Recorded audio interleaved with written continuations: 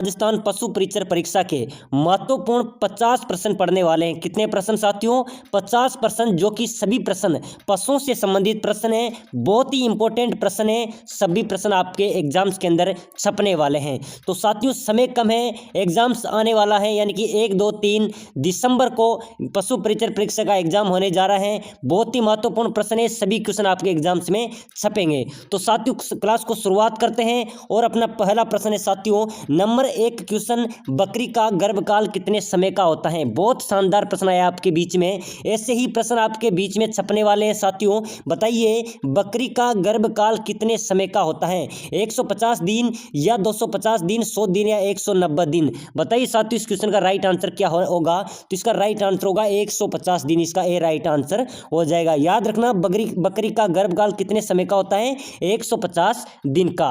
अगला प्रश्न है साथियों, श्वेत क्रांति किससे संबंधित है? बताओ साथियों श्वेत क्रांति किससे संबंधित है? अनाज से, दूध से, या फिर अंडा से, या फिर सब्जी से? किससे संबंधित है साथियों श्वेत क्रांति? तो इसका राइट आंसर हो जाएगा दूध से। याद रखना साथियों बहुत शानदार प्रश्न है, परीक्षा के अंदर यही प्रश्न छपेंगे। सभी क्वेश्चन पशुओं से संबंधित प्रश्न है। मोस्ट इंपोर्टेंट क्वेश्चन मैं आपके लिए लेके आया हूं।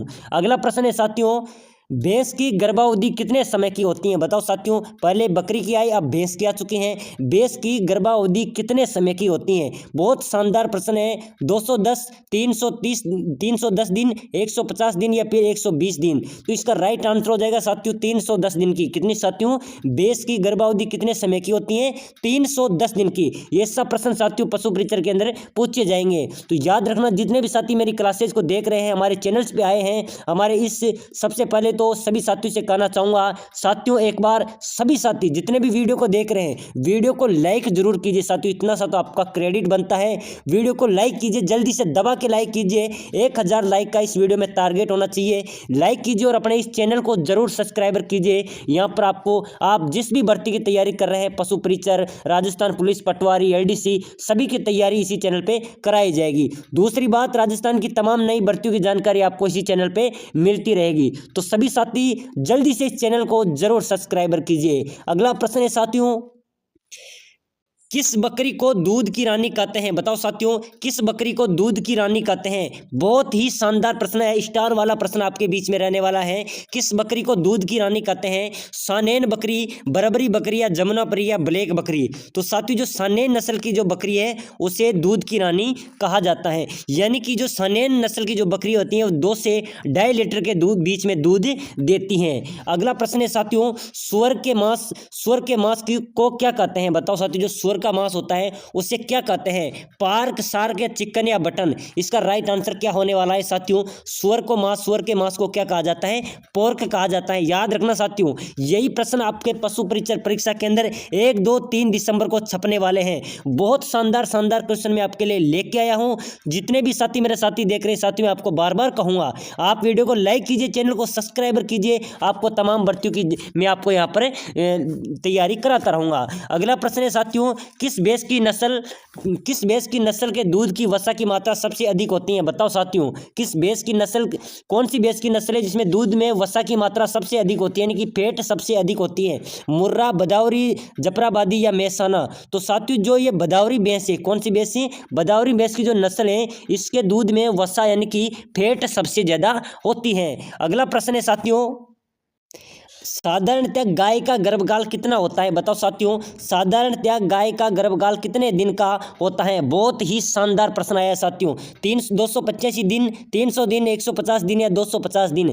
तो साथियों एक क्वेश्चन यहाँ से जरूर आपका आने वाला है, गाय का गर्भकाल कितने दिन का होता है? 285 दिन का। कितने दिन का होता है? 285 दिन का। अगला प्रश्न है साथियों, खच्चर किसका क्रॉस है? बताओ साथियों जो खच्चर होता है वो किसका क्रॉस है? घोड़ी गधा, या फिर घोड़ी घोड़ा, या गधी या गधा, या इनमें से कोई नहीं? इसका राइट आंसर क्या होने वाला है? बहुत शानदार प्रश्न है। खच्चर किसका क्रॉस है? तो इसका राइट आंसर हो जाएगा घोड़ी और गधा का।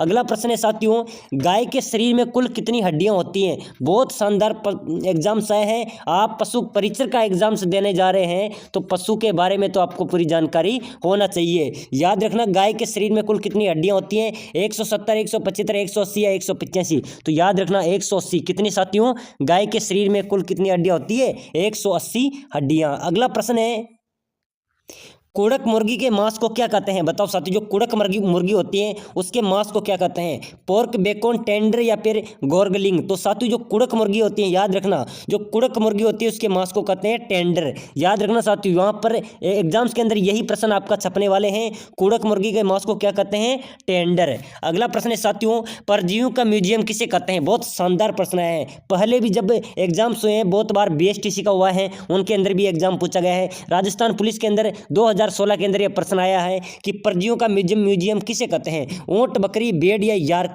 तो साथियों जो भेड़ होती है उसको परजीवियों का म्यूजियम भी कहा जाता है। याद रखना, परजीवियों का म्यूजियम किसे कहते हैं? भेड़ को। अगला प्रश्न है साथियों, ऊंट के देवता किसे कहा जाता है? बहुत ही शानदार प्रश्न है राजस्थान जीके का। ऊंट के देवता किसे कहा जाता है? रामदेव जी को, हरिराम जी को या पाबू जी को या उपरोक्त सभी?